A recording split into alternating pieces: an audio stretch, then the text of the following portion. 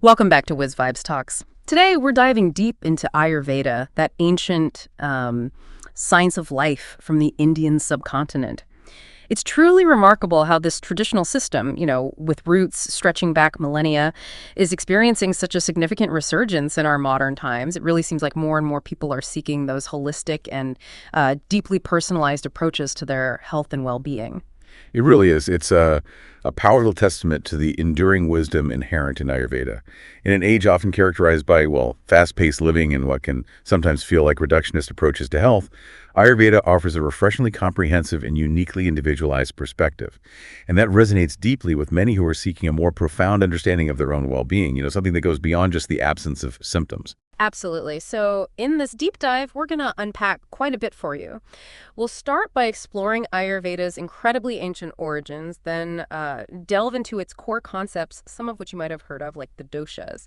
We'll also examine its rich historical significance and even touch upon the ongoing scientific efforts to sort of better understand its mechanisms. Importantly, we'll explore how it can be practically applied to our modern lives, discuss some of the common misinterpretations we often see, and finally, touch on its broad and lasting cultural impact.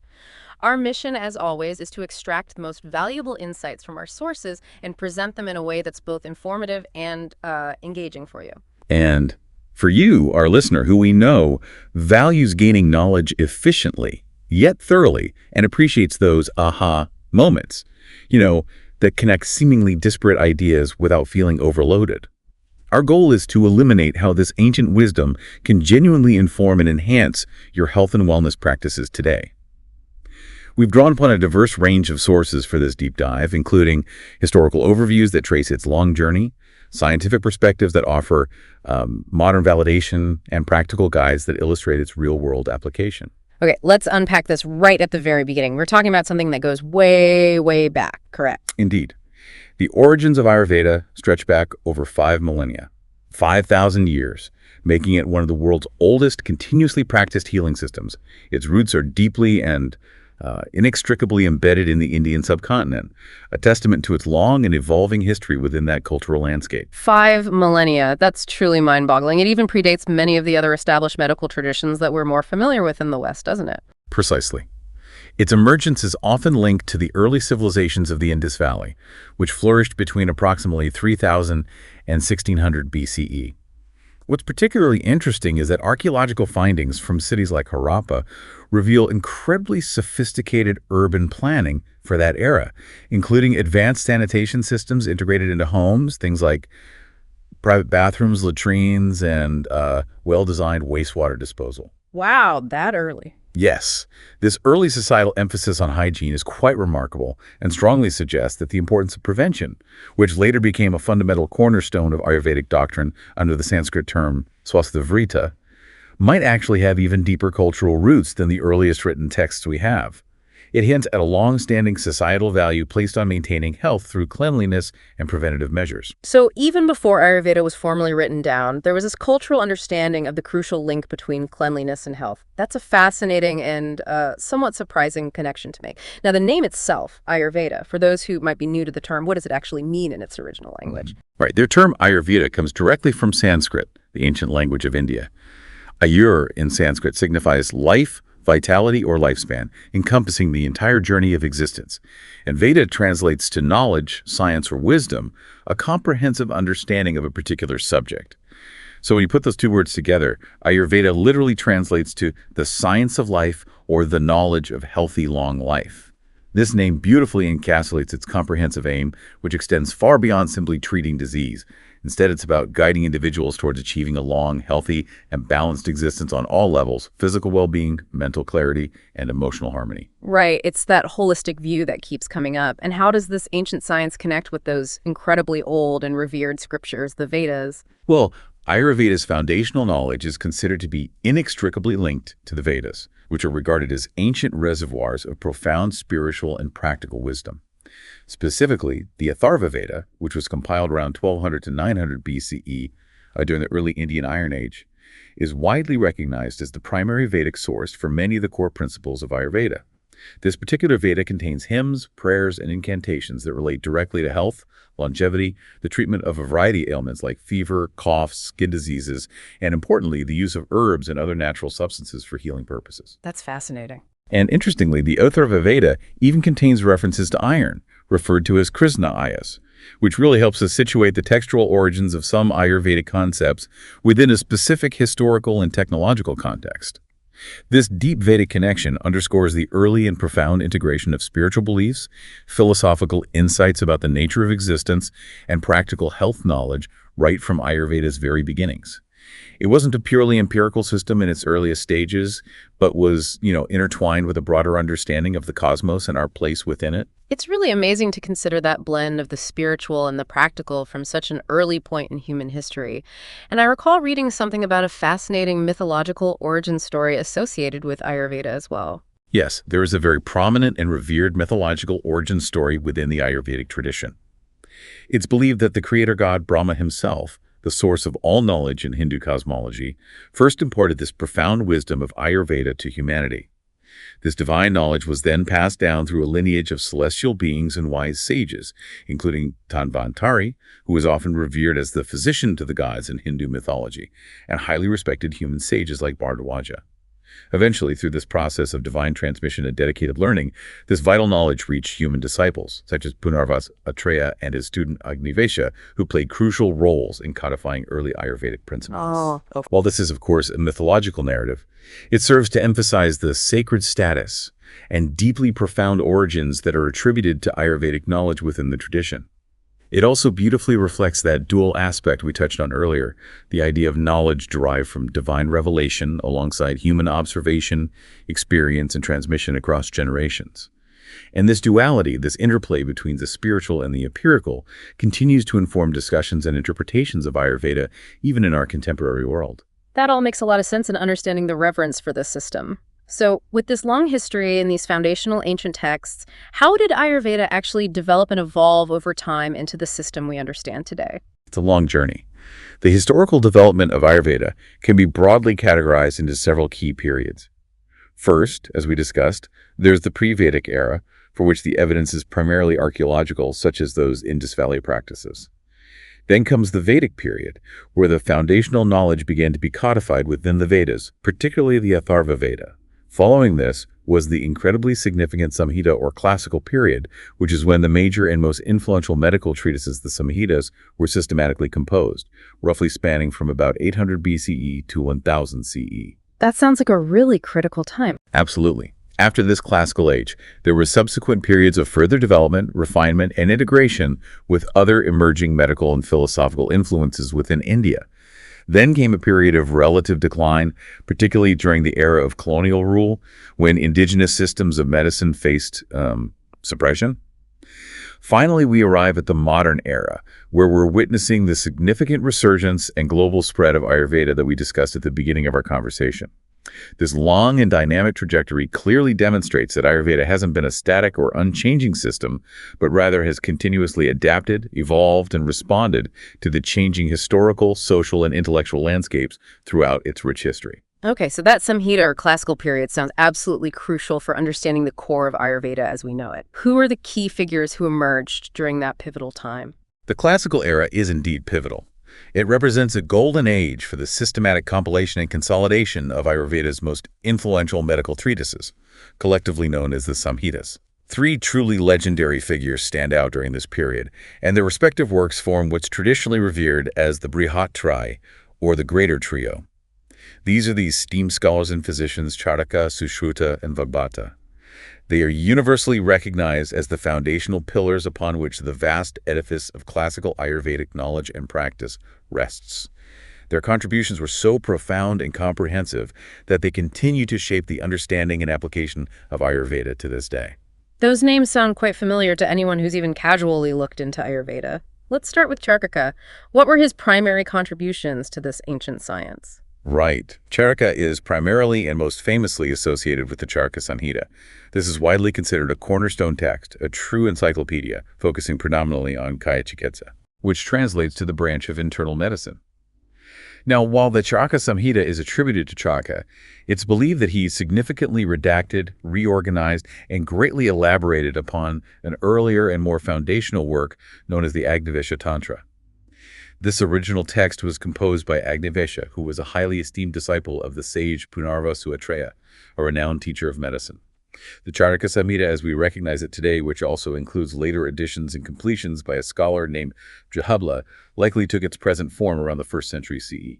And what kind of topics did it cover? The scope is truly remarkable. It's incredibly comprehensive, delving into a vast array of medical subjects. It meticulously covers everything, from the fundamental causes and underlying mechanisms of diseases to detailed diagnostic principles, therapeutic interventions. The extensive pharmacology of various medicinal substances, a field known as Dravya Guna, as well as foundational knowledge of anatomy, Shogirasthana, physiology, the intricate process of embryology, methods for determining prognosis, Indrayasana, the crucial role of diet and nutrition, principles of hygiene and healthy living, detailed strategies for disease prevention, Swasthya, and even important aspects of medical education and the ethical conduct expected of medical practitioners. Wow, that is a truly huge scope. It really does sound like an incredibly complete medical textbook for that era in history. It absolutely is. And Charaka was a strong proponent of a rational and logical approach to understanding not just the symptoms of diseases, but also the underlying reasons why they occur and the most effective methods for achieving cures. He emphasized the importance of developing objective methods for clinical examination, moving beyond purely theoretical speculation.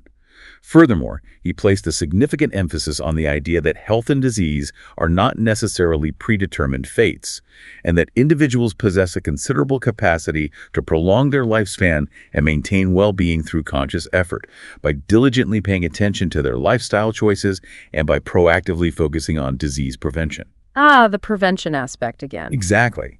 He very clearly and powerfully articulated the now widely accepted maxim that prevention is indeed better than cure.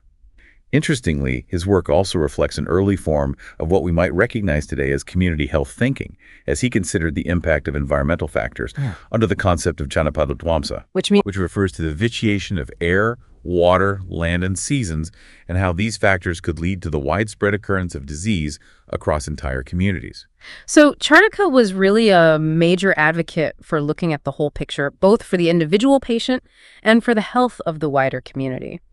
Now let's move on to Sushruta. I think I've often heard him referred to specifically in the context of surgery. Yes, Sushruta is very highly revered and widely celebrated as the father of surgery, and even as the father of plastic surgery, due to his groundbreaking contributions in these fields. He is the primary figure credited with the composition of the Sushruta Samhita, which stands as the definitive classical text on Shalya Tantra, the branch of Ayurvedic medicine dedicated to surgical procedures. It's generally believed that Sushruta himself likely flourished around the 6th century BCE in the ancient city of Kashi, which is known today as Varanasi. However, the Sushruta Samhita as we know it in its present form likely underwent further revisions and additions and reached its final state by around the 7th century CE. This remarkable text contains astonishingly detailed descriptions of a wide range of complex surgical procedures, including intricate techniques for rhinoplasty, that is, nose reconstruction, using skin flaps taken from other parts of the body, as well as early methods for cataract surgery, using a technique known as couching, sophisticated approaches to fracture management, the surgical removal of bladder stones, lithotomy, and even descriptions of cesarean sections, along with comprehensive protocols for wound care and management. Plastic surgery in the 6th century BCE, that sounds almost unbelievable. It truly is. The level of detail in the descriptions of these surgical techniques is remarkably precise, often including specific instructions on the types of instruments to be used and the step-by-step execution of the procedures. The Sushruta Samhita meticulously describes over 120 different surgical instruments, which are categorized into two main types: yantras, which are blunt instruments like forceps and probes, and shastras, which are sharp instruments such as scalpels and lancets. Wow. A particularly crucial aspect of Sushruta's profound contribution was his strong insistence on gaining direct and practical anatomical knowledge through the actual dissection of human cadavers. That must have been controversial. Oh, absolutely. This was a practice that was considered deeply taboo in the society of that time due to religious and cultural reasons. But Sushruta deemed it absolutely essential for developing the necessary skills and understanding for surgical proficiency. This unwavering commitment to empirical observation and hands-on learning, stepping in the face of prevailing societal norms, truly marks him as a significant scientific pioneer in the history of medicine. His Samhita even discusses the use of anesthesia, employing substances like wine and extracts from plants like henbane, and outlines detailed protocols for both preoperative preparation of the patient and postoperative care and recovery.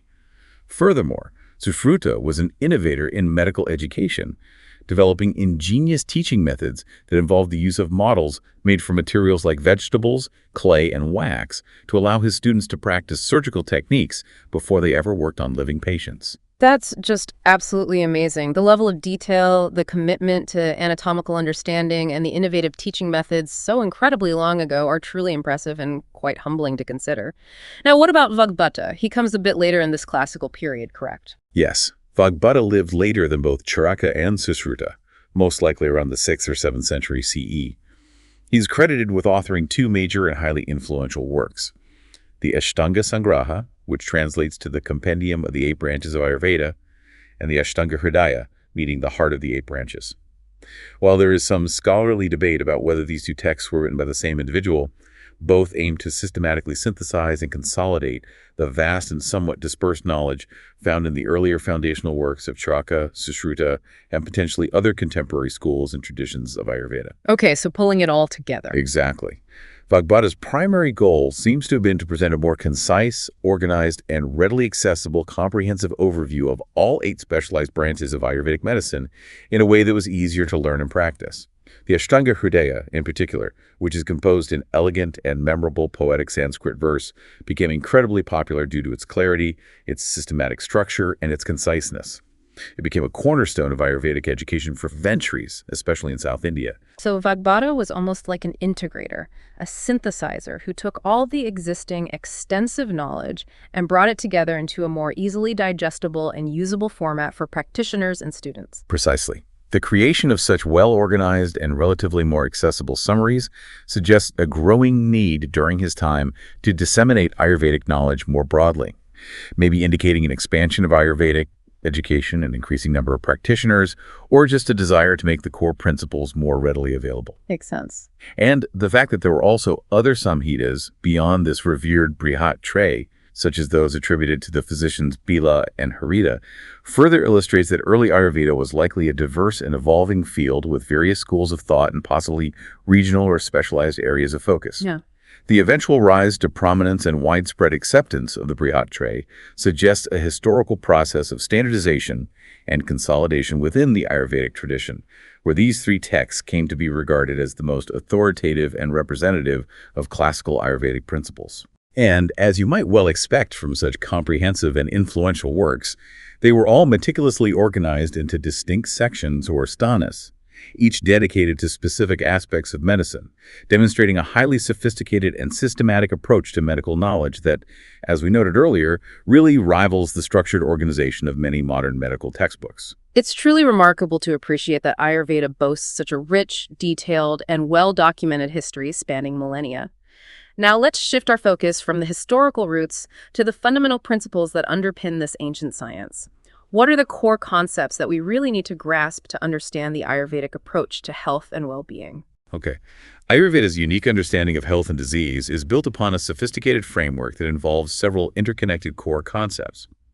These fundamental principles include the Panchamahabhutas, which are the 5 great elements that constitute all matter, the Tridosha theory, which describes the 3 fundamental bioenergetic forces or functional principles that govern all biological processes, the concept of Prakriti, which refers to an individual's unique and inherent constitution, Vikriti, which describes their current state of imbalance relative to their Prakriti, and finally, the absolutely crucial role of Agni, often translated as the digestive fire or the power of metabolic transformation. Okay, that's quite a few key terms there. Let's start with the Panchamahabhutas. What exactly are these 5 great elements in the Ayurvedic worldview?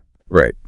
At the most fundamental level of its understanding of the material world, Ayurveda posits that all matter in the universe, whether it's the physical environment around us or the very substance of the human body, is fundamentally composed of 5 basic primordial elements. These are Akash, often translated as ether or space, Vayu, meaning air or the principle of movement, Tejas or Agni, representing fire or the principle of transformation and energy. Jala or Ap, signifying water or the principle of cohesion and fluidity. And finally, Prithvi, which is earth, or the principle of structure and stability. And they each have different qualities. Exactly. Each of these 5 elements is understood to possess distinct qualities and characteristics. For instance, ether, Akasha, is considered subtle, expansive, representing the very space in which everything else exists. Air, Vayu, is light, dry, mobile, and is responsible for all forms of movement within the body. Fire, Tejasani, is hot, sharp, and is the agent of transformation, responsible for digestion and metabolism. Water, Jalap, is liquid, cool, heavy, and provides cohesion and lubrication. And earth, Prithvi, is heavy, solid, stable, and provides the structural framework for all matter. This elemental framework is truly the foundational basis upon which the entire understanding of bodily functions, physiological processes, and the crucial concept of the doshas is built. Right, so these 5 fundamental elements are essentially seen as the basic building blocks of everything. Now, how do these elements relate to the Tridosha? I think this is probably one of the most widely recognized and talked about concepts in Ayurveda. Exactly. The 5 Panchamahabhutas don't exist in isolation. They combine in specific and unique pairings to give rise to the 3 fundamental bioenergetic forces or functional principles known as the Tridosha: Vata, Pitta, and Kapha. These 3 doshas are understood to govern all physiological, psychological, and even pathological processes within the body and mind. Maintaining a dynamic equilibrium, a balanced state of these 3 doshas, is considered absolutely key to achieving and maintaining optimal health and well-being in the Ayurvedic system. Okay, let's delve into breaking down each of these 3 doshas individually. Can we start with Vata? What are its characteristics and the bodily functions it governs? Certainly. Vata dosha is understood to be formed from the combination of the elements ether, akasha, and air, Vayu. Essentially, it embodies the principle of movement in the body. It governs an incredibly wide range of essential bodily functions, including respiration or breathing, blood circulation, the transmission of nerve impulses, muscle contractions, the elimination of waste products. So a lot of things. A huge amount. Even seemingly automatic processes like blinking and the heart beating, as well as higher-level functions like speech and the flow of our thoughts. On a more subtle level, Vata is often associated with qualities like creativity, flexibility, and enthusiasm. Its inherent qualities are typically described as being dry, light, cold, rough, subtle, mobile, and clear. And when it's out of balance. Right. When Vata becomes imbalanced or aggravated, as it's often termed in Ayurveda, it can manifest in a diverse array of symptoms. Things like feelings of anxiety, worry, fear, difficulty sleeping or insomnia, dryness of the skin and hair, digestive issues like constipation, gas, bloating, sensations of cracking joints, restlessness, and difficulty in focusing or concentrating the mind. Okay, so Vata is primarily associated with movement and tend towards qualities like dryness and coldness. Now, what about Pitta? What are its defining characteristics? Pitta dosha arises from the combination of the elements fire, Tejasani, and water, Jala. It represents the fundamental principle of transformation and metabolism within the body. Pitta governs a wide range of essential functions related to conversion and energy utilization, including digestion, absorption and assimilation of nutrients, maintenance of body temperature, overall metabolism, vision function, skin coloration, and even higher cognitive functions like intellect and understanding. And emotionally. On an emotional and mental level, Pitta is often linked to qualities like sharp intellect, discernment, courage, and leadership.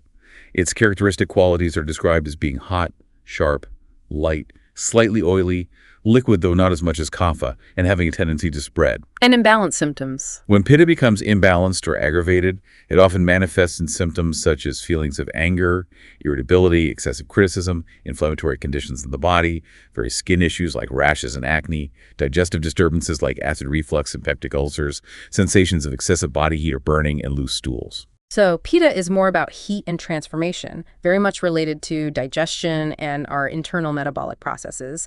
And finally, we have Kapha. What are its key attributes? Kapha dosha is formed from the combination of the elements water, Jalap, and earth, Prithvi. It primarily acts as the principle of structure, lubrication, and cohesion within the body. Kapha provides stability, strength, and the very substance of our tissues. It governs physical growth and development, supports the immune system, provides lubrication to joints and mucous membranes, maintains hydration, contributes to overall stamina, and fosters a sense of groundedness and stability. And emotionally. Emotionally, Kapha is often related to feelings of love, compassion, forgiveness, calmness, and patience.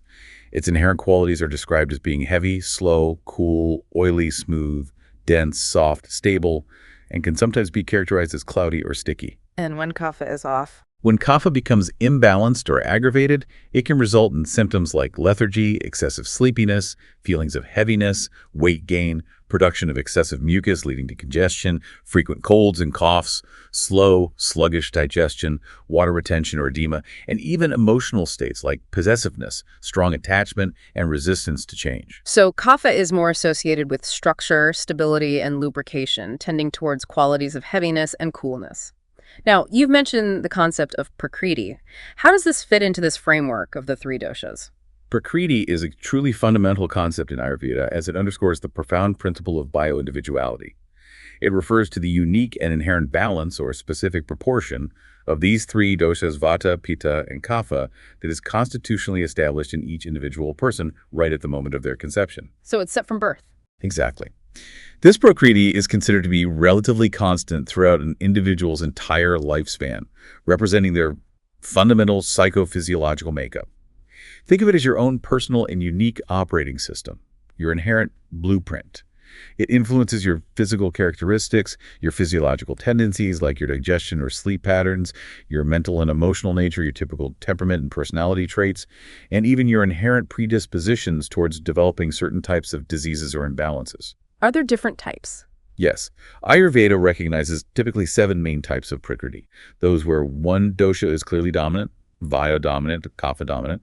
Those where a combination of 2 doshas is most prominent, like Vata Pitta, Vata Kapha, or Pitta Kapha.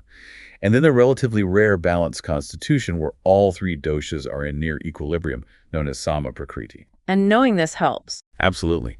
Understanding your individual Prakriti is fundamental in Ayurveda, because it serves as the guiding principle for providing highly personalized recommendations for various aspects of life: your ideal diet, beneficial lifestyle practices, supportive herbs, and the kinds of therapies most likely to help you maintain your inherent balance and prevent illness.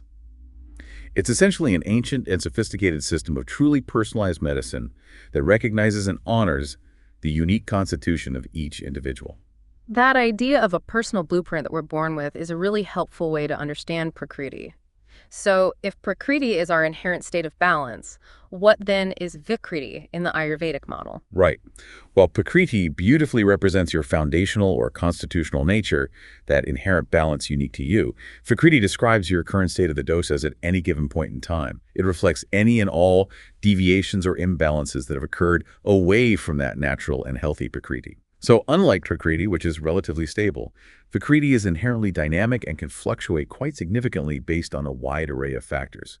Things like your daily dietary choices, your lifestyle habits, your stress levels, emotional well-being, environmental influences like the changing seasons or climate, and even your age and stage of life. In the Ayurvedic understanding, disease, or roga in Sanskrit, is understood to arise and manifest when there is a significant or prolonged state of Vikriti, meaning your current dosha balance has moved considerably away from your optimal Prakriti. So diagnosis involves both. Exactly.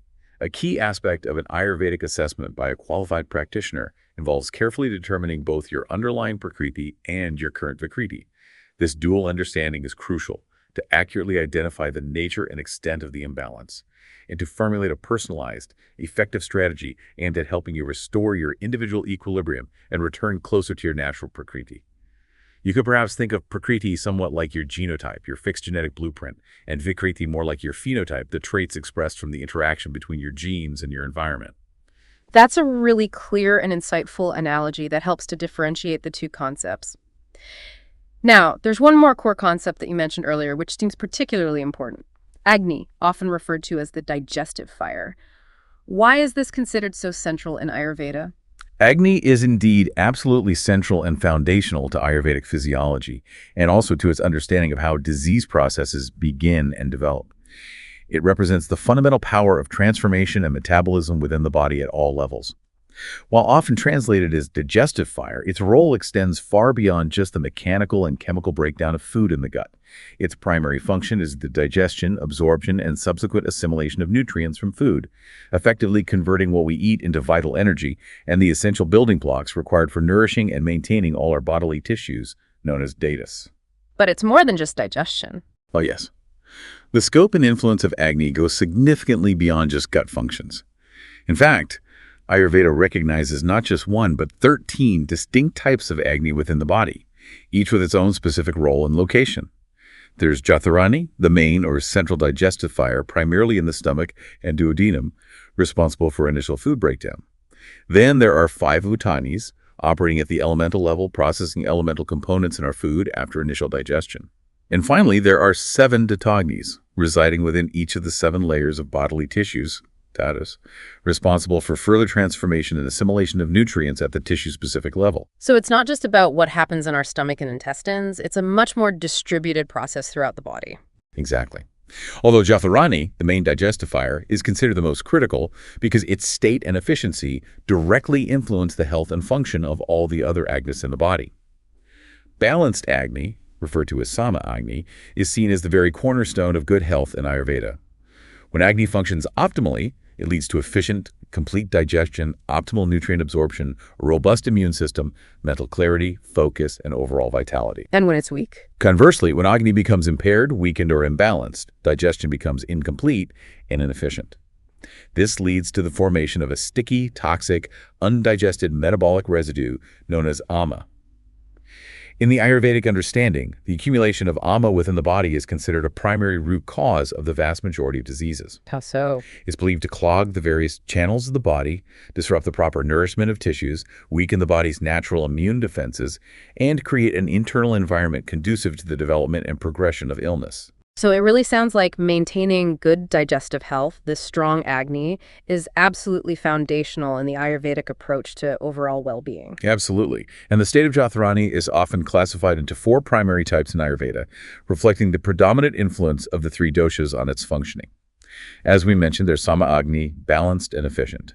Then there's Vishama Agni, irregular and fluctuating, often linked to Vata imbalance, leading to variable appetite, unpredictable digestion, gas, bloating.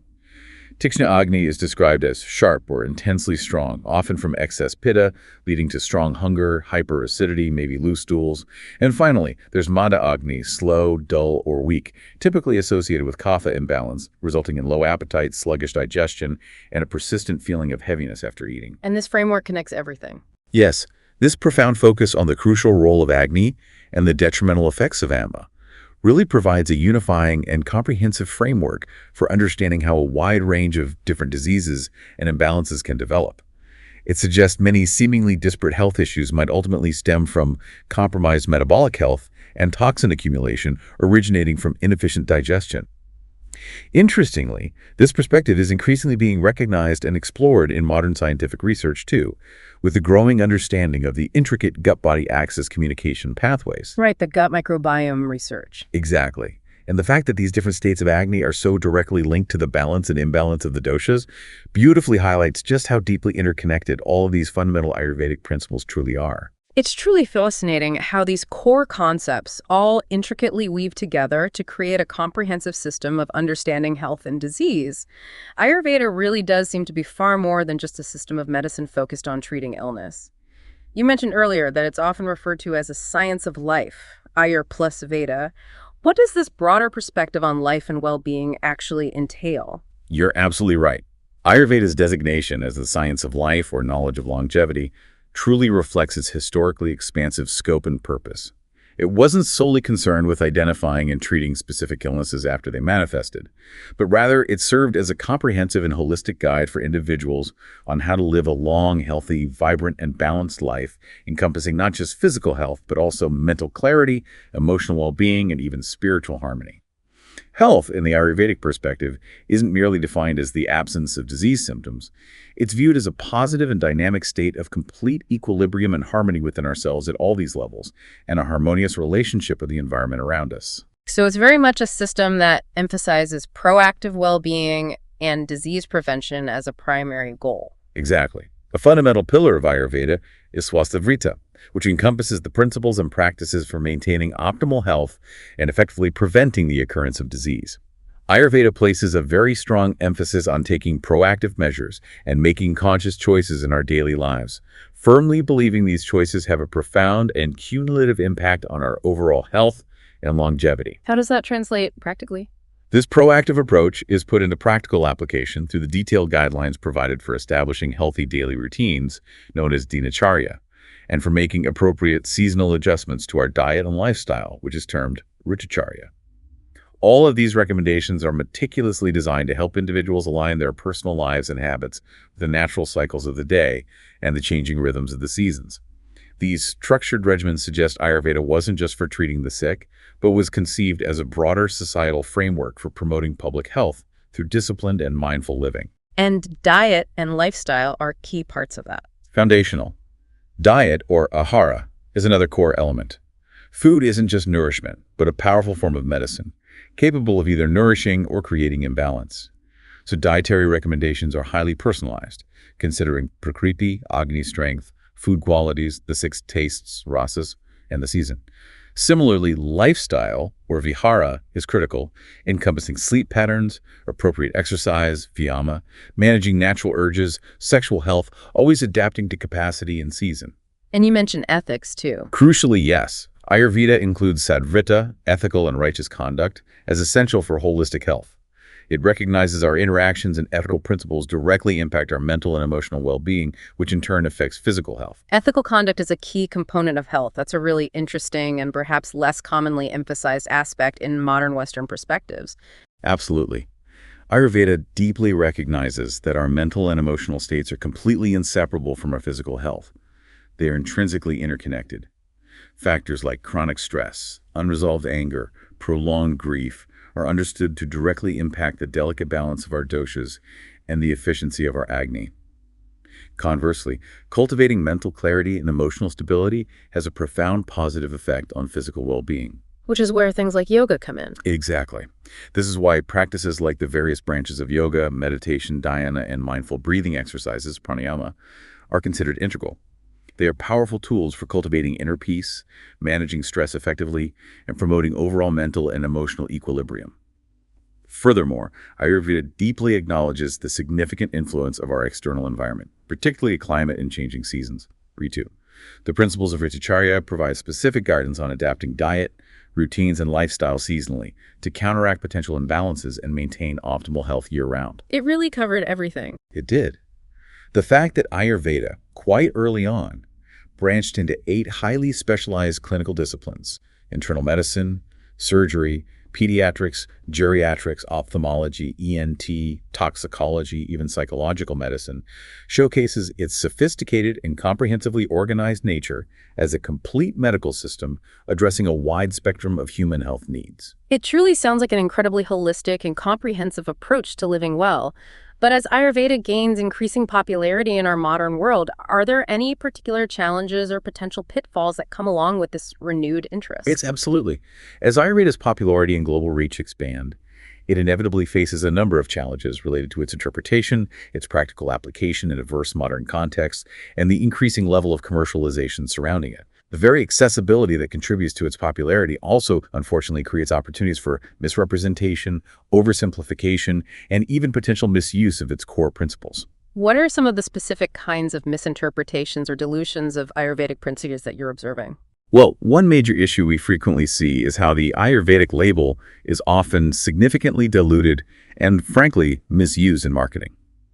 You'll often see products promoted as Ayurvedic simply because they contain a familiar herb, like turmeric or ashwagandha, without necessarily adhering to traditional formulations, quality control, or, most importantly, without considering the individual's dosha constitution or specific health needs. Just a buzzword, then. In many cases, yes. Yeah. It becomes little more than a superficial marketing buzzword, largely detached from the rich, complex knowledge system it genuinely represents. This is particularly problematic because one of Ayurveda's greatest strengths is its highly individualized, personalized approach.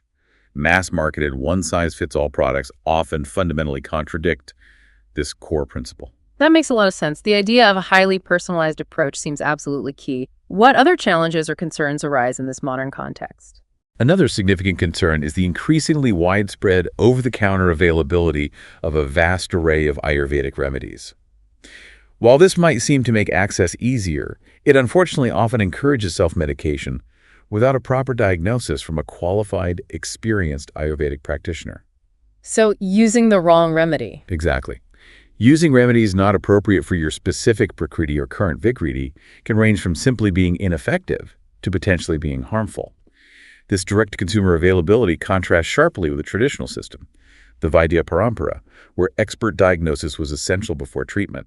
We also see a lack of globally consistent and stringent regulatory frameworks for OTC Ayurvedic medicines. In many places, they're regulated as dietary supplements, which may not undergo the same rigorous pre-market evaluation for safety, efficacy, and quality as pharmaceutical drugs. This ambiguity raises legitimate safety and quality concerns. And I can certainly imagine that with such a proliferation of products in the market, maintaining consistent quality control must also present a considerable challenge. Absolutely. Quality control is indeed a persistent and significant problem. Issues like contamination with heavy metals, especially in improperly processed rasa shastra preparations, which we can talk more about, Okay. adulteration with undeclared substances, incorrect botanical identification of herbs, and inconsistencies in potency and standardization can all significantly undermine safety and effectiveness. These lapses pose health risks and severely damage the credibility of the authentic system. And the complexity gets lost. Frequently, the nuanced nature of Ayurvedic concepts is often lost or significantly oversimplified for mass consumption. A common example is those online dosha quizzes. They might seem fun, but often provide conflicting or inaccurate results due to their simplistic nature compared to a thorough individual assessment. There's also a risk of people treating Ayurveda as just herbal remedies, ignoring the comprehensive approach, including diet, lifestyle routines, and mind-body practices. So how do you balance making it accessible with keeping it authentic? That's the delicate, ongoing challenge. How do you make Ayurveda accessible globally while preserving the integrity of its core principles, including individualization and adapting traditional practices using local resources, but with a deep understanding of the underlying principles? It's a constant balancing act between accessibility, authenticity, safety, and personalization for responsible globalization. It sounds like navigating the modern world of Ayurveda really requires a discerning and thoughtful approach for those seeking its genuine benefits. Now, there's been a significant increase in interest in seeing how Ayurveda aligns with modern scientific understanding and if its traditional practices and remedies can be validated by current research methodologies. What does the evidence base currently look like? There's definitely a growing and significant interest, both in the scientific community and among Ayurvedic practitioners, in rigorously validating Ayurveda using modern research methods. This is seen as crucial for enhancing credibility in the eyes of mainstream healthcare and potentially integrating it where appropriate. A substantial amount of research has focused on individual Ayurvedic herbs, and we are starting to see some very interesting and promising findings. That's encouraging to hear. Are there any specific herbs that have been particularly well studied? Yes, several have garnered significant scientific attention. Turmeric, curcuma longa, and its main active compound, curcumin, are certainly among the most extensively researched. Traditionally used for a wide array of conditions, modern science is increasingly substantiating its potent anti-inflammatory, antioxidant, antimicrobial, anti-cancer, neuroprotective, cardioprotective, and hepatoprotective effects. And that matches traditional uses. Remarkably well. These findings align with its traditional uses for skin disorders, respiratory ailments, digestive issues, pain management. Studies show curcumin's action on inflammatory pathways and promise in managing arthritis, IBD, psoriasis, cardiovascular disease, even some cancers. Importantly, research generally indicates its safety, and ongoing work focuses on improving bioavailability, how well the body absorbs it. Any others? Another heavily studied herb is ashwagandha, Withania somnifera. In Ayurveda, it's a rasayana, a rejuvenative tonic, and an adaptogen, used for vitality, strength, combating fatigue, enhancing well-being. Modern research supports these uses, showing significant adaptogenic and anxiolytic anxiety-reducing effects. Several randomized controlled trials, RCTs, show ashwagandha can reduce stress scores, lower cortisol levels, improve sleep quality, reduce fatigue, and potentially benefit cognitive function and male hormonal balance. It also generally has a good safety profile. And Triphala, I hear that one mentioned a lot. Yes, Triphala, a classic formulation of 3 fruits. Amalaki, Bibitaki, and Haritaki has also been investigated, mainly for its traditional use in gastrointestinal health. Research validates its benefits for digestion, absorption, elimination, constipation, abdominal pain, hyperacidity, flatulence, and stool consistency. Studies highlight its antioxidant, anti-inflammatory, and prebiotic properties. Prebiotic. Yes, showing it can positively modulate the gut microbiome by promoting beneficial bacteria like bifidobacteria and lactobacillus. This directly links the ancient focus on gut health, Agni, Ama, with modern science on the gut microbiome's crucial role. Some animal studies even suggest potential adaptogenic effects. That's truly fascinating to hear about the scientific validation of these individual herbs. What about the more complex, multi-component Ayurvedic interventions and traditional practices? Is there research looking into those as well? Yes, research is increasingly turning attention there. For example, there are growing numbers of clinical studies, including RCTs, investigating comprehensive Ayurvedic approaches for conditions like osteoarthritis and rheumatoid arthritis. These studies often involve a combination of specific herbal formulations, sometimes including ashwagandha, personalized dietary recommendations, and traditional therapies like various panchakarma modalities, the classical detoxification therapies. And the results? Some studies report encouraging results, improvements in pain, stiffness, joint function, disease activity measures, with some findings suggesting potential comparability to conventional drugs in certain aspects. This is significant as it emphasizes evaluating Ayurveda as a whole system where synergistic effects of multiple interventions might be key. Beyond specific conditions, there's also evidence supporting other practices often integrated with Ayurveda, like transcendental meditation for stress anxiety reduction, yoga for circulation, digestion, blood pressure, cholesterol, pain, anxiety. Preliminary research is also exploring panchakarma therapies, like effects on cholesterol and detoxification. It certainly sounds like there's a growing body of evidence, which is really encouraging. But I recall you mentioning earlier some of the challenges in bridging the gap between ancient Ayurvedic wisdom and modern scientific methodologies. Could you elaborate on those a bit more in the context of this research? Yes, there are indeed significant ongoing challenges. Modern science often uses a reductionist focus, looking at single compounds or variables. This struggles to capture the complex synergistic effects of polyherbal formulations common in Ayurveda, or the impact of individualized treatments based on Prakriti and Vikriti. So standard trials are hard to design. Exactly. Designing large-scale, high-quality RCTs for these complex multi-component interventions presents logistical and methodological difficulties. Standardization of herbal preparations is another issue. Quality varies based on source, harvest, processing. Additionally, core concepts like Tridosha are seen by some in Western science as metaphysical rather than empirically measurable conventionally, leading to skepticism. Historically, some traditional knowledge was closely guarded, posing challenges for researchers. Finally, Ayurveda's emphasis on holistic well-being and personalized approaches might require research methodologies specifically suited to evaluating whole systems, not just standard models for single drugs. And safety concerns beyond heavy metals, like herb-drug interactions or toxicity from misidentification or wrong dosage, need rigorous pharmacovigilance. Successfully navigating this requires dialogue, mutual respect, and rigorous, appropriately designed research. It's a complex but clearly important area of ongoing exploration.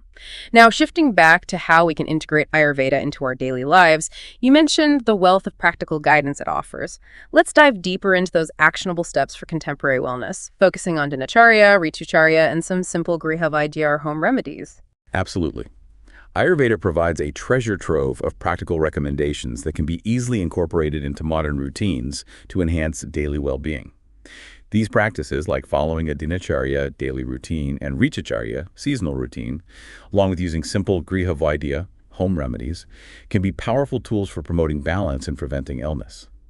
Let's start with Dinacharya. Why is establishing an ideal daily routine so important from an Ayurvedic perspective, and what are some of the key practices involved? Dinacharya, as we discussed, is the Ayurvedic concept of an optimal daily routine. Its importance lies in helping us align our daily activities with our body's natural biological rhythms and the prevailing doshic influences throughout the day. By establishing consistent rhythms for waking, eating, working, sleeping, we can help balance our doshas, strengthen our digestive fire, Agni, support natural detox processes, reduce stress, improve sleep quality, and ultimately promote greater mental clarity and overall health and longevity. While a traditional Dinacharya can be quite detailed, even incorporating a few key practices consistently can yield significant benefits. What are some of these key actionable practices that someone could start incorporating into their day? Okay, one fundamental recommendation is trying to wake up early, ideally during Brahma Muhurta, about 90 minutes before sunrise. This time is considered very conducive to mental clarity and peace. Following waking, Ayurveda emphasizes several cleansing practices. This includes drinking a glass of warm water to gently stimulate digestion and help flush toxins. Ensuring regular complete bowel movements is also crucial. Oral hygiene traditionally includes tongue scraping, jiva nirlakana, to remove accumulated ama toxins, improve taste, and stimulate digestion. Tongue scratch. Yes. And oil pulling, Gandusha or Kavala, with sesame or coconut oil, promotes oral health and draws out toxins. And of course, brushing teeth, Dantadavana, with natural substances. Moving to nourishing practices, Abhyanga, self-massage with warm, dosha-specific oil, is highly valued for nourishing skin, calming nerves, improving circulation and lymphatic drainage. Bathing or showering, Snana, cleanses and revitalizes, incorporating mind-body practices like gentle exercise, Vyama appropriate for your Prakriti, plus pranayama, breath work, and meditation for calming the mind and reducing stress are essential components. And food. For nourishment, Ayurveda emphasizes mindful eating at regular times, with the largest meal ideally at midday when digestion is strongest. As the day winds down, lighter activities, an early light dinner, and aiming for sleep at a consistent time, ideally before 10 p.m., supports natural cycles. That's a comprehensive overview. To help our listeners remember, perhaps we could summarize a few of those key Dinacharya practices conversationally, their benefits, and which doshas they balance. That's an excellent idea. So waking early before sunrise is great for mental clarity and energy, particularly balancing Vata and Pitta. Drinking warm water upon waking stimulates digestion and detox, good for Kapha and Vata. Tongue scraping improves taste, removes ama, stimulates digestion, beneficial for all doshas. Oil pulling supports oral health and detoxifies, often good for Kapha and Vata. Abhyanga, that self-massage with warm oil, nourishes skin, calms nerves, improves circulation, especially balancing for Vata. Gentle exercise or yoga improves circulation and energy, reduces stiffness, balancing for Kapha and Pitta, depending on the type. Meditation and breath work reduce stress, improve focus, promote emotional balance, helpful for calming Vata and Pitta. Mindful eating supports digestion and prevents overeating, good for everyone. An early light dinner supports optimal digestion and better sleep, particularly balancing for Kapha. And consistent sleep before 10 p.m. supports natural rhythms, hormone balance, and rejuvenation, crucial for balancing all three doshas. That's a fantastic and very practical summary. Now let's move on to Ritucharya. How do we adapt our diet and lifestyle as the seasons change according to Ayurvedic principles? Right. Ritucharya is the practice of intentionally adapting our habits to harmonize with the changing rhythms and dominant qualities of the seasons. The core idea is to counteract potential seasonal imbalances by favoring foods, activities, and routines with opposite qualities to those prevalent in the environment. Can you give some examples? Sure. During autumn and early winter, often dry, cold, windy, aggravating Vata recommendations emphasize warm, moist, grounding foods like soups, stews, root vegetables, and practices like warm oil massage to counter dryness and cold.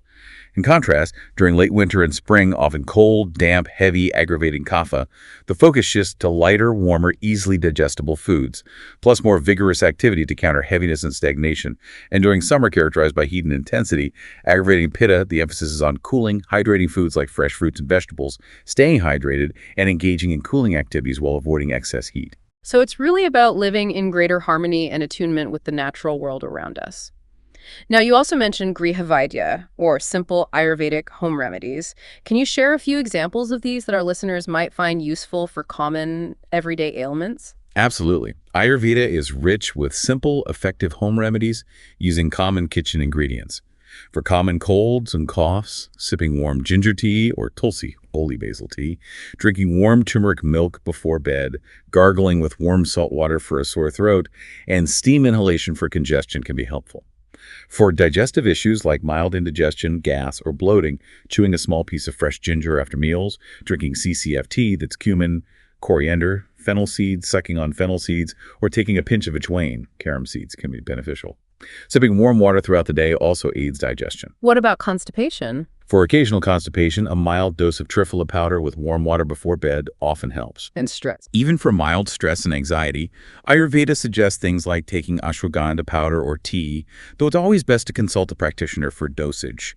Drinking calming herbal teas like chamomile or brahmi, performing warm oil massage, and practicing gentle pranayama as part of a regular routine.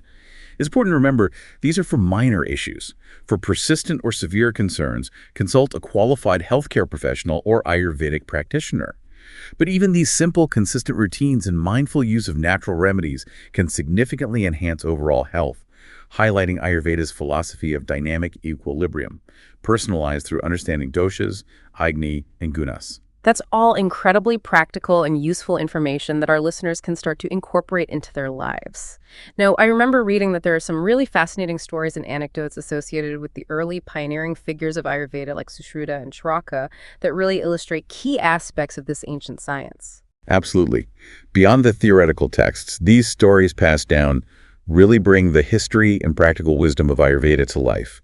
The tales associated with Sushruta, the master surgeon, and Charaka, the wise physician, are particularly illuminating. Tell us more about some of these stories associated with Sushruta and his legacy as the father of surgery. Well, Sushruta, as we said, highly revered. One famous anecdote is the detailed account in his Sushruta Samhita of reconstructing a damaged nose rhinoplasty. His text gives incredibly precise, step-by-step instructions, often involving taking a flap of skin from the forehead or cheek, shaping it, grafting it. The detail is remarkable, anticipating techniques developed centuries later in the West. Oh, amazing. He also documented early cataract surgery using couching, pushing the clouded lens out of the visual field with a special instrument. But perhaps one of the most powerful stories is his unwavering insistence on human cadaver dissection for anatomical knowledge, despite it being a major societal taboo. That took courage. Immense courage. His belief in direct empirical observation for surgical proficiency, even challenging deeply entrenched norms, highlights his pioneering scientific spirit. He even developed innovative teaching methods using models, fruits, vegetables, clay, wax for students to practice skills safely before working on patients. His definition of an ideal surgeon emphasized not just skill, but courage, composure, and deep ethical responsibility. Those stories really paint a vivid and inspiring picture of his incredible dedication, innovative spirit, and profound skill so many centuries ago. What about Charaka? Are there similar insightful anecdotes or stories associated with him and his approach to medicine? Yes, indeed. Chaka, known for the Charaka Samhita and internal medicine, is renowned for his holistic and preventive approach. He's famously credited with articulating that it is far more important to prevent disease than to seek a cure after illness has manifested, capturing Ayurveda's preventive core. There's also a memorable metaphor attributed to him, the necessity of the lamp of knowledge for thorough diagnosis. This emphasizes considering all internal and external factors influencing a patient, advocating for a comprehensive, nuanced understanding. Going beyond the surface symptoms. Exactly. Furthermore, the Charaka Samhita has a remarkable section on Janapada dealing with epidemics. Charaka analyzes environmental factors like vitiated air, water, land, seasons leading to widespread disease, showing early epidemiological thinking. The text even mentions medical symposiums where physicians gathered to discuss and share knowledge, highlighting a collaborative spirit. Finally, the Charaka Samhita lays down a comprehensive, sophisticated code of ethics for physicians: informed consent, confidentiality, respect, compassion, always prioritizing patient well-being. These stories not only illustrate the remarkable technical achievements, but also reveal the profound philosophical depth underpinning Ayurveda, emphasizing prevention, holism, ethical practice, and the deep interconnectedness between individuals and their environment. Now, Ayurveda didn't develop in complete isolation, did it? How does it compare and relate to other prominent global healing traditions? That's a very important point. Ayurveda, while unique, is part of a larger global tapestry of traditional healing systems. When we look at traditions like traditional Chinese medicine, TCM, and Greco-Arabic Unani medicine, we see fascinating common threads, but also distinct approaches. Many traditional systems share fundamental ideas: holism, viewing the individual as whole; balance and harmony within the body and with the environment; nature as healer; and individualized treatment. Can you give us a brief comparative overview of Ayurveda with TCM and Unani medicine, highlighting some key similarities and differences? Certainly. Origins: Ayurveda in India, TCM in China, Unani rooted in Greece, developed in Persia Arab world, flourished in India. Theoretical frameworks: Ayurveda uses Tridosha, based on 5 elements.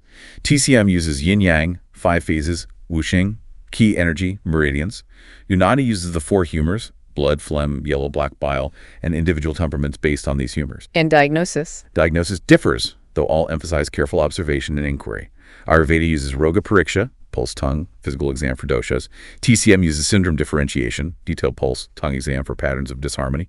Unani assesses humor, balance, and temperament, pulse, urine exam, physical signs. What about treatments? Treatment modalities: Ayurveda emphasizes herbs, diet, lifestyle, panchakarma detox rejuvenation, yoga. TCM commonly uses acupuncture, herbs, diet therapy, Tuina massage, Qigong Tai Chi. Unani uses regimental therapy, cupping, massage, dietotherapy, pharmacotherapy, herbal mineral meds, sometimes surgery. Despite these differences in theory, diagnosis, treatment, it's fascinating how they converge on fundamental philosophies, restoring balance and harmony, relying on nature's healing power. And in India, Ayurveda and Unani practiced side by side for centuries, likely led to mutual influence. That's a really insightful comparative overview. Now, as with any system with such a long history, there are often points of contention, debates, controversies, particularly when viewed through a modern lens. What are some key controversies surrounding Ayurveda today? Yes, Ayurveda faces certain points of contention. Two major areas often arise: concerns about heavy metals in some traditional formulations, particularly Rasa Shastra, and broader skepticism from some in Western science regarding Ayurveda's evidence base and the empirical validity of its framework. Let's address the heavy metals first. The use of mercury, lead, arsenic certainly raises red flags from modern toxicology. What's the traditional view, and what's the controversy? The use of metals minerals is a specialized branch, Rasa Shastra, involving alchemical processing to create bhasmas. The controversy stems from the known toxicity of these elemental metals in unprocessed forms. There have been documented cases of heavy metal poisoning linked to some Ayurvedic products, often from improperly manufactured or unpurified Rasa Shastra preparations. But the traditional view is different. Yes, the traditional Ayurvedic perspective emphasizes extensive purification processes, shokana and marana. It's believed these rigorous alchemical processes transform the substances, rendering them safe and enhancing therapeutic efficacy, even in very small prescribed doses. Traditional texts themselves detail purification and acknowledge dangers of improperly prepared metals. The debate highlights a fundamental difference: Ayurveda's belief in transformation versus modern toxicology's focus on inherent elemental toxicity. So more research is needed. Absolutely crucial. Rigorous scientific research is needed to characterize the composition and safety of properly prepared bhasmas versus improperly processed samples, evaluating risks and benefits. There's a clear need for stricter regulation, GMP adherence, and transparent quality control to ensure patient safety. The debate underscores the complex interplay requiring careful, objective scientific investigation. That definitely sounds like a critical area requiring ongoing research and stringent oversight. Now, what about the broader skepticism from the Western scientific community regarding Ayurveda's evidence base and theoretical concepts? What are the main points there? Western scientific skepticism often centers on several issues. One is the perceived lack of a robust body of high-quality evidence from large-scale RCTs for many Ayurvedic treatments. Standardization is also challenging. Ayurvedic formulations often involve complex polyherbal combinations, and herb quality potency varies. Plus, the highly individualized nature of treatment based on Prakriti makes standardized trials difficult. And the core concepts themselves. Some core concepts like Tridosha are sometimes viewed as metaphysical rather than empirically measurable by conventional methods, leading to claims of pseudoscience. Historically, some knowledge was closely guarded, posing challenges. What's the counter-argument from Ayurveda's perspective? Proponents often argue the standard RCT model, designed for single interventions, may not be best for assessing complex, individualized systems like Ayurveda.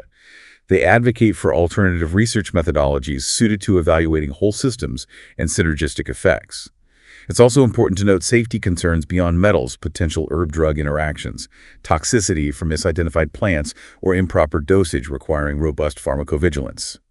Addressing these controversies requires ongoing research, improved standardization, appropriate regulation, education, open dialogue between systems, and exploring different evaluation approaches. It's a complex landscape with clearly differing perspectives, highlighting the importance of continued rigorous research and open dialogue. Now, Ayurveda's influence seems to extend far beyond just health and medicine. How has this ancient system left its imprint on broader aspects of Indian art, culture, and literature? You're absolutely right. Ayurveda's holistic perspective, viewing the individual as part of the larger cosmos, has permeated various aspects of Indian culture. You see its deep influence on food traditions and culinary practices. The use of spices isn't just for flavor, but for their digestive medicinal properties, dipana and pachana specific gunas. The intuitive incorporation of the sixth taste, shadrasa, for balanced nutrition is deeply embedded. And seasonal eating. Yes. Traditional menus often reflect seasonal adjustments, Ritucharya. Classical texts document regional diets and emphasize local adaptation, samya. The principle is food as medicine. Ayurveda also shares deep connections with Hindu religious traditions and temple rituals. Core philosophical concepts like interconnectedness, purity, natural laws resonate.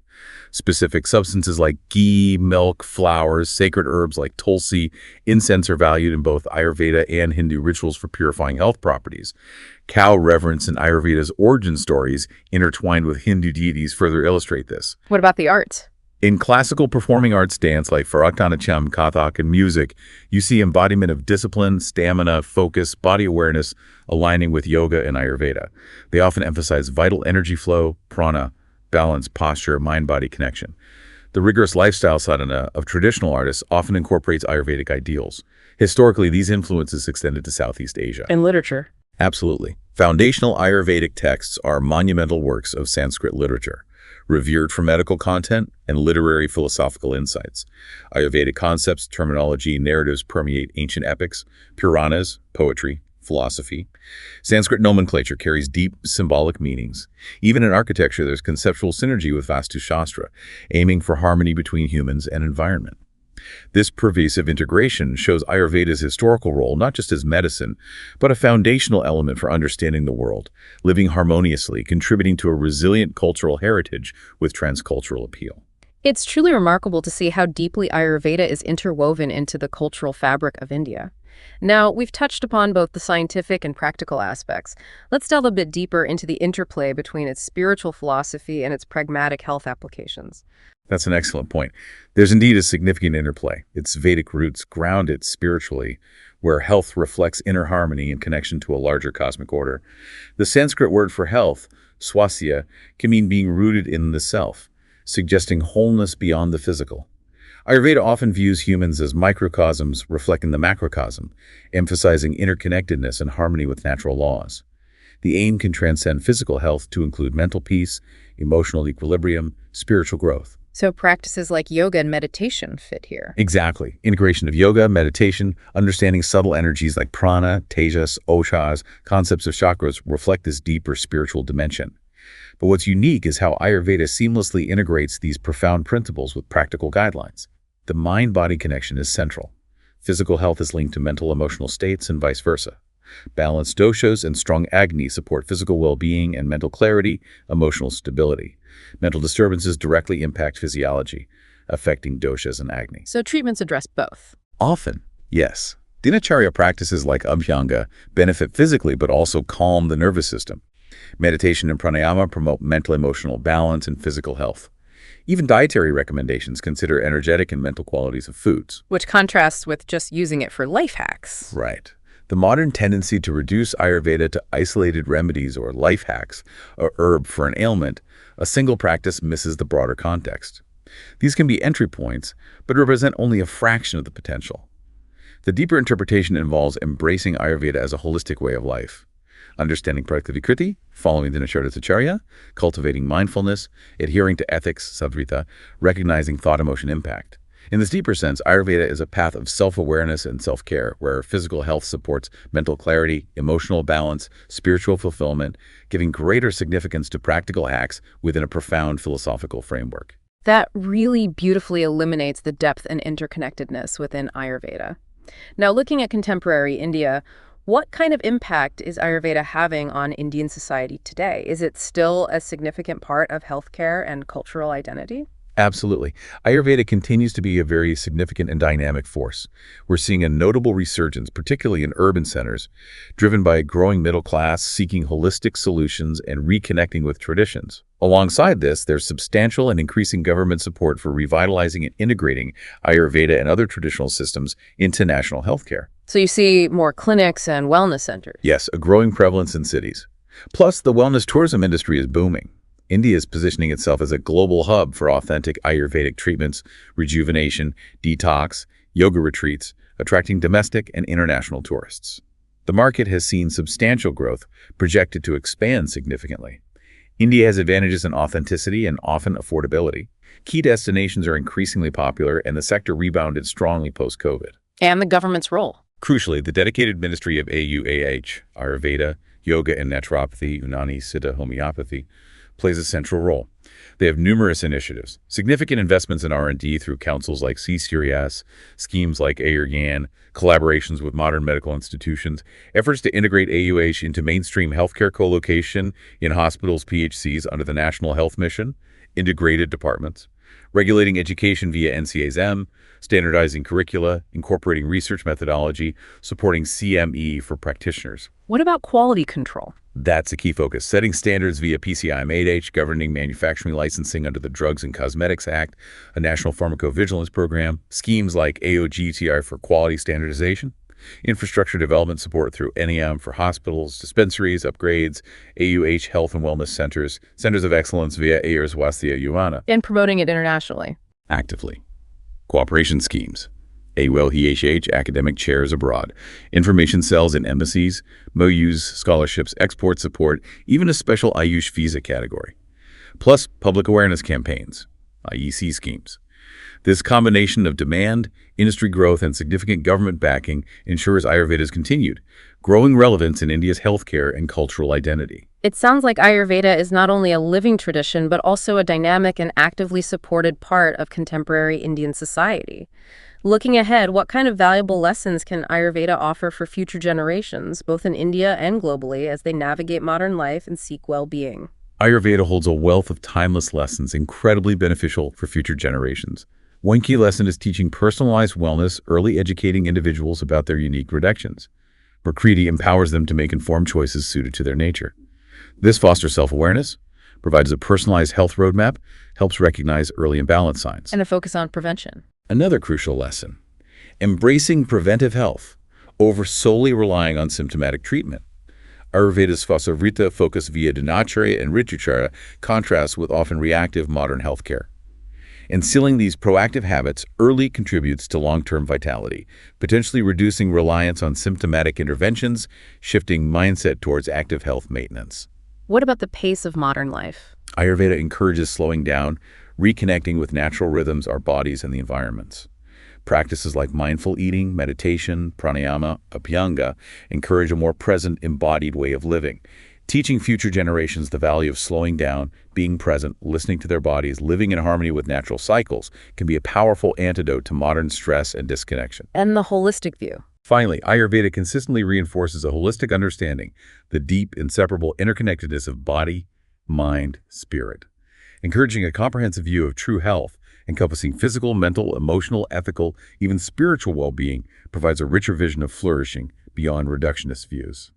Embracing these lessons can equip future generations with greater resilience, balance, vitality, drawing on Ayurveda's enduring wisdom to navigate modern complexities and live healthier, more harmonious lives. These are such incredibly important and insightful takeaways that truly highlight the enduring relevance of Ayurveda's wisdom for all of us, regardless of background. It really offers a profound philosophy for living in greater harmony, where true health is the dynamic balance of body, mind, spirit, deeply connected to nature.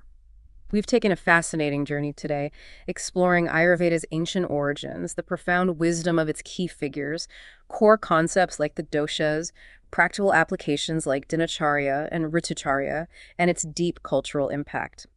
And while we've acknowledged the challenges it faces and the ongoing need for rigorous scientific understanding, the enduring relevance and practical wisdom of Ayurveda's fundamental principles truly shines through. It serves as a powerful reminder that we can all be active participants in our own well-being, learning to listen more closely to our bodies, honoring our connection with nature, and recognizing the inseparable link between physical health and inner peace, a wisdom as profoundly relevant today as millennia ago. Indeed. Ayurveda offers a timeless and deeply insightful path towards a more balanced, mindful, and ultimately healthier way of living. Thank you so much for guiding us through this deep dive into the world of Ayurveda. It's been truly enlightening.